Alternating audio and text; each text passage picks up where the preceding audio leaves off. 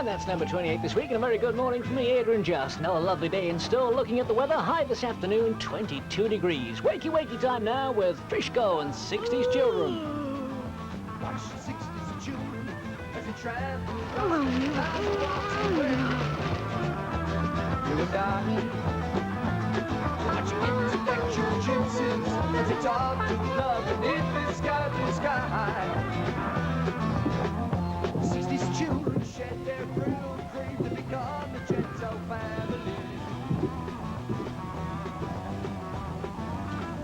And all the masters led the way to a newer kind of sensitivity. Watch my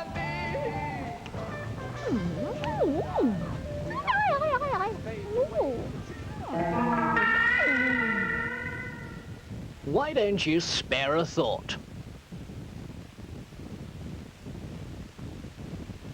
Oh my! Yeah, you. Where did you get all that? Tea, sugar for your cornflakes, your aluminium kettle, your snappy red t-shirt, your rubber shoes, and cotton pants. Take it all away, and where are you? Well, there you are. But don't worry, we've taken you apart piece by piece just to show how you're put together, to see where all those things really came from. Let's look back in history. For 300 years, Europeans were planting flags everywhere. South America, Africa, and Asia were all joined to Europe.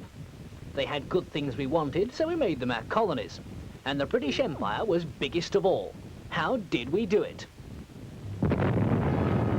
That's how.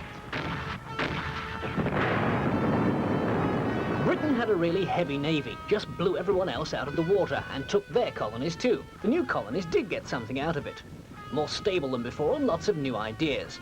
But the important deal for us was that we were able to, suggest they produced the goods that we needed. Take that tea of yours.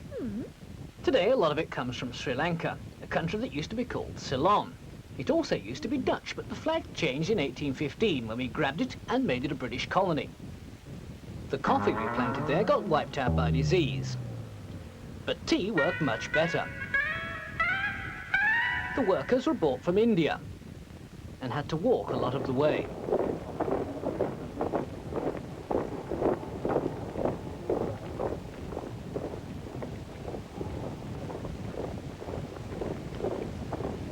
Many died on the long march to the plantations.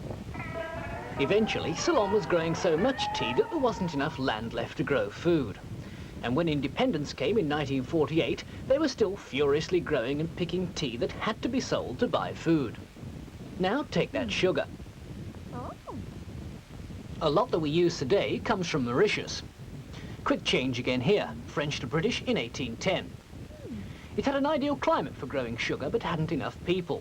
We found a way. Slaves from Africa and Madagascar.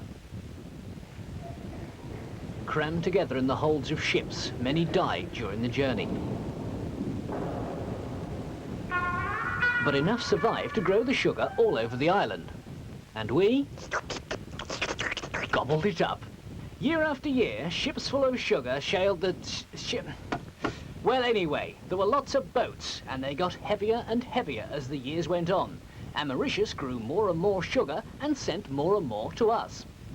So, by the time it became independent in 1968, the island relied on sugar for 3/4 of its income. And take that kettle. You need aluminium to make kettles, or more especially aeroplanes. Where could we get it from? Just follow the faithful flag. Ghana in West Africa has bauxite, which is the ore you make aluminium from. But it wasn't just piled up on the beach. It was scattered here and there all over the country. So we had to build a network of railways and blast our way around Ghana.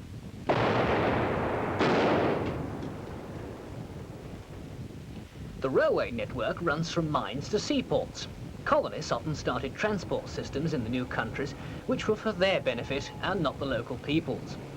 Not much use for any other kind of travelling, or indeed when the last shovel full of bauxite has been scraped out of the ground.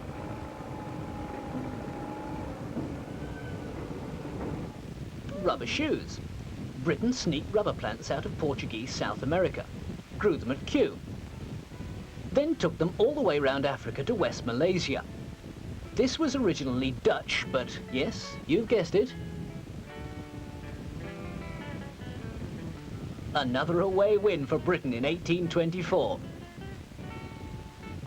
Malaysia started to grow rubber. But the price really shot up with the invention of this machine.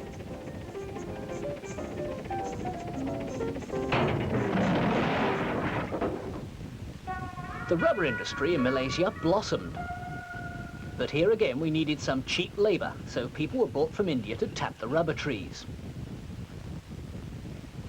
We haven't quite got into your clothes yet, but don't worry, they're on the way.